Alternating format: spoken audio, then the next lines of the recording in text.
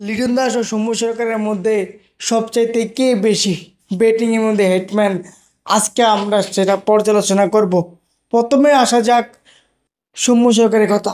সৌম্য সরকার বিভিন্ন ম্যাচে তার পারফরমেন্স খুবই ভালো খেলে এবং অল্প বলে সে ভালো একটা ব্যাটিংয়ে মধ্যে দিয়ে সে যখন রান করে তখন ঠিক দেখা যায় যে সৌম্য সরকারের ব্যাটিংয়ের গড় রেট কিন্তু খুবই ভালো, কিন্তু সে ফর্ম কোনোভাবে কিন্তু ধরে রাখতে পারে না।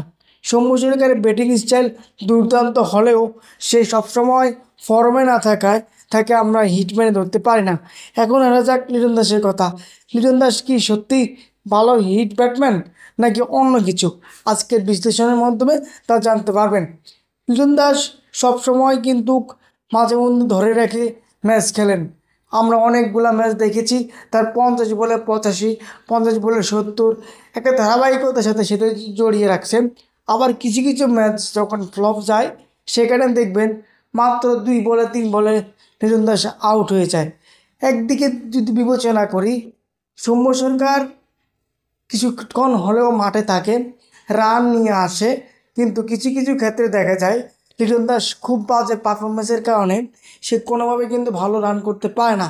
এতই আমরা যদি দুইটা বিশ্লেষণ করি তাহলে দেখা যায় যে লিটন দাস খুবই ভালো ব্যাটম্যান সৌম্যর তুলনায়, কারণ সৌম্য মাঝে মধ্যে খুব বাজে ব্রেকআপ, এখন ফর্মে নাই বললে চলে।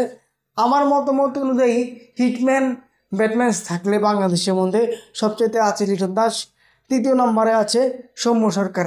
কিন্তু কথা হচ্ছে আপনারা কি মনে করেন অবশ্যই কমেন্ট বক্সে জানান এবং কমেন্ট বক্সে আপনাদের নিজস্ব মতামত দিতে ভুলবেন না। ধন্যবাদ।